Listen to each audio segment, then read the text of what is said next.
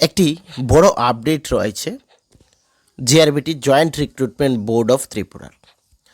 বিশেষ করে যারা 2021 সালে এক্সাম দিয়েছো এবং যারা অলরেডি অ্যাপয়েন্টমেন্ট পেয়ে গেছো গ্রুপ সি গ্রুপ ডি, তোমরা সকলের জন্য এবং অন্যান্য যে ক্যান্ডিডেটসরা রয়েছে তোমাদের জন্য এখানে আপডেট রয়েছে।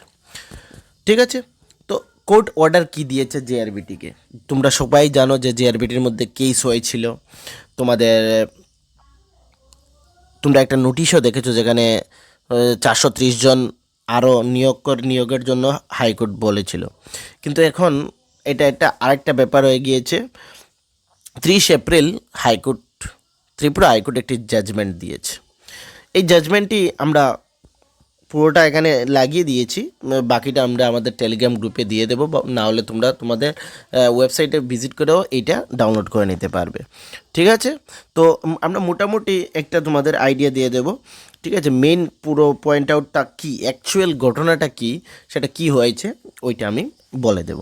তার আগে তোমাদের কাছে একটি ইনফরমেশন শেয়ার করার ছিল। তোমরা যারা বিভিন্ন কম্পিটিটিভ এক্সাম যেমন জেল পুলিশ, ফরেস্ট, তারপর তোমাদের লেজিসলেটিভ অ্যাসেম্বলিতে এলডিসি, হাইকোর্টে গ্রুপ ডি, এই সকল এক্সামিনেশনের জন্য নিজেকে প্রিপেয়ার করছো বা প্রিপারেশন নিচ্ছ, তোমাদের যদি কারো নোটসের প্রয়োজন পড়ে থাকে তাহলে তোমরা আমাদের সাথে যোগাযোগ করতে পারো। আমাদের যে হোয়াটসঅ্যাপ নাম্বার সেটা হচ্ছে 9485334006। এই নাম্বারে যোগাযোগ করলে একদম অল্প টাকার মাধ্যমে তোমরা আমাদের কাছ থেকে নোটস পেয়ে যাবে, যেগুলো তোমাদের এক্সামের পয়েন্ট অফ ভিউ থেকে খুবই গুরুত্বপূর্ণ হবে। সঙ্গে আমাদের এই চ্যানেলে আমরা বিভিন্ন কম্পিটিটিভ এক্সামের ক্লাসও করিয়ে থাকি, যার পিডিএফ তোমরা আমাদের টেলিগ্রাম গ্রুপ, হোয়াটসঅ্যাপ চ্যানেল, ওই সকল জায়গায় পেয়ে যাবে ফ্রি অফ কস্ট। ওইগুলো ডাউনলোড করে নিতে পারবে, যেগুলো তোমাদের এক্সামের সময় অনেক রিভিশনের ক্ষেত্রে অনেক লাভ হবে।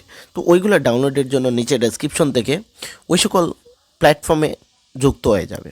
ঠিক আছে, তো সময় বেশিক্ষণ নেব না, একদম অল্প সময়ের মধ্যে কোর্ট কী বলেছে ওইটা আমি তোমাদেরকে বলে দিচ্ছি।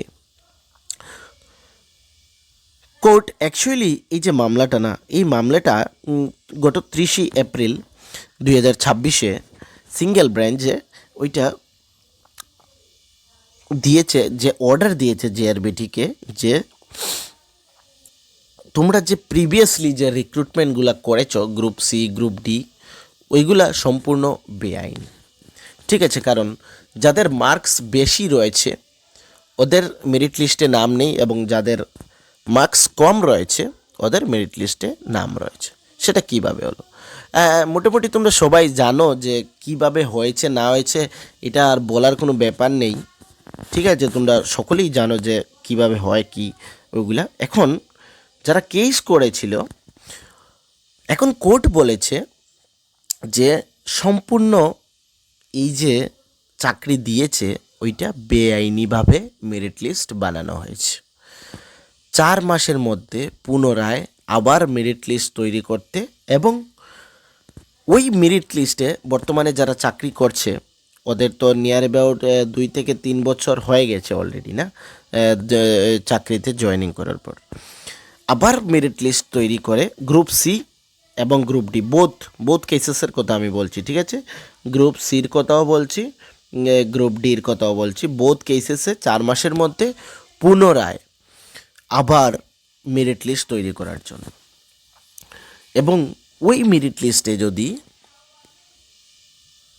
এখন যারা চাকরি করছে ওদের মধ্যে থেকে ধরে নিতে পারো অনেকেরই নাম নাও থাকতে পারে, তো ওদের অ্যাপয়েন্টমেন্ট ক্যান্সেল করার জন্য কোর্ট অফ ত্রিপুরাকে বলা হয়েছে অ্যাজ পার হাইকোর্ট অর্ডার। এবং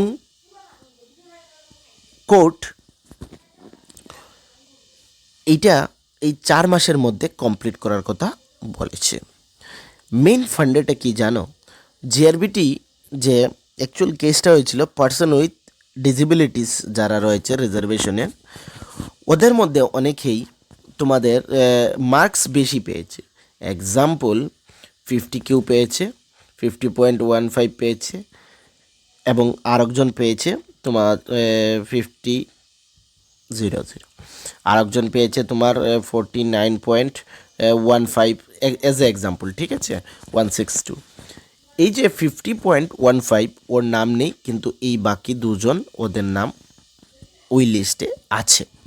সেটা কিভাবে হলো, সেটা কিভাবে হয়েছে, সেটা কি বলবো। এখন কোর্ট অর্ডার দিয়েছে 4 মাসের মধ্যে আবার পুনরায় তোমাদের মেরিট লিস্ট তৈরি করার জন্য, এবং তোমাদের এই যে পার্সন উইথ ডিসেবিলিটিস ওদের রিজার্ভেশন মেরিট বেসিসে কারেক্ট করার জন্য, merit basis correct merit list তৈরি করার জন্য, এবং ওই যে ব্যাপারটা পিডাব্লিউডিস, পার্সন উইথ ডিসেবিলিটিস, ওই সকল যে রিজার্ভেশনসগুলো রয়েছে ওইগুলো স্ট্রিক্টলি ফলো করার জন্য ওদেরকে জিআরবিটি বোর্ডকে বলেছে। ঠিক আছে, এই হচ্ছে সেই অর্ডার কপি, তোমরা একবার দেখে নিতে পারো, আমি আমাদের টেলিগ্রাম গ্রুপেও দিয়ে দেব। ঠিক আছে, তো এখন কথা হচ্ছে সরকার কি করতে পারে, এবং যারা চাকরি করছে ওদের মধ্যে থেকে কি অ্যাকচুয়ালি ক্যান্সেল হতে পারে।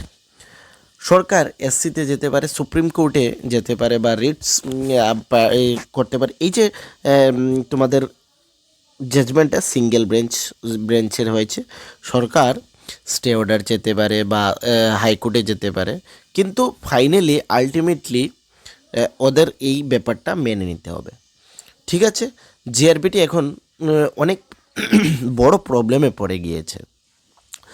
ত্রিপুরার একদম সবথেকে বেশি রিক্রুটমেন্ট যে করেছিল সেটা হচ্ছে জিআরবিটি বোর্ড, এবং সবথেকে লেন্থি প্রসেস আফটার তোমাদের এই স্পেশাল এক্সিকিউটিভ এই এই এই জিআরবিটি বোর্ড করেছে। অনেক কেওসের পর রেজাল্ট হয়েছে, চাকরি পেয়েছে মানুষ, কিন্তু এখন পর্যন্ত আফটার চাকরির 2-3 বছর পর পর্যন্ত এই প্রবলেমটা আর সলভই হচ্ছে না। তো এই বিরাট আপডেটটি আমি আজকে তোমাদেরকে এই অল্প সময়ের মধ্যে বুঝিয়ে দিলাম। মোটামুটি যে ব্যাপারটা আমি সেটা বললাম, পুরোটা এখানে যে জাজমেন্ট রয়েছে এটা তোমরা পড়ে নিতে পারো একবার। আমি মোটামুটি মেইন যে ফান্ডাটা, মেইন যে লিঙ্কটা, অ্যাকচুয়ালটা কী হয়েছে ওইটা তোমাদের বলে দিলাম। ঠিক আছে, তো এই ভিডিওটি চারিদিকে তোমরা শেয়ার করে দেবে যাতে সকলের কাছে এই ইনফরমেশনটি পৌঁছে যায়। ঠিক আছে, সঙ্গে আমাদের চ্যানেলে বিভিন্ন অন্যান্য ভিডিওস রয়েছে, বিভিন্ন কম্পিটিটিভ এক্সামের ক্লাস থাকে, ওইগুলো যদি তোমাদের ভালো লেগে থাকে তাহলে আমাদের চ্যানেলকে সাবস্ক্রাইব করতে কিন্তু ভুলবে না। তো সবাইকে থ্যাংক ইউ।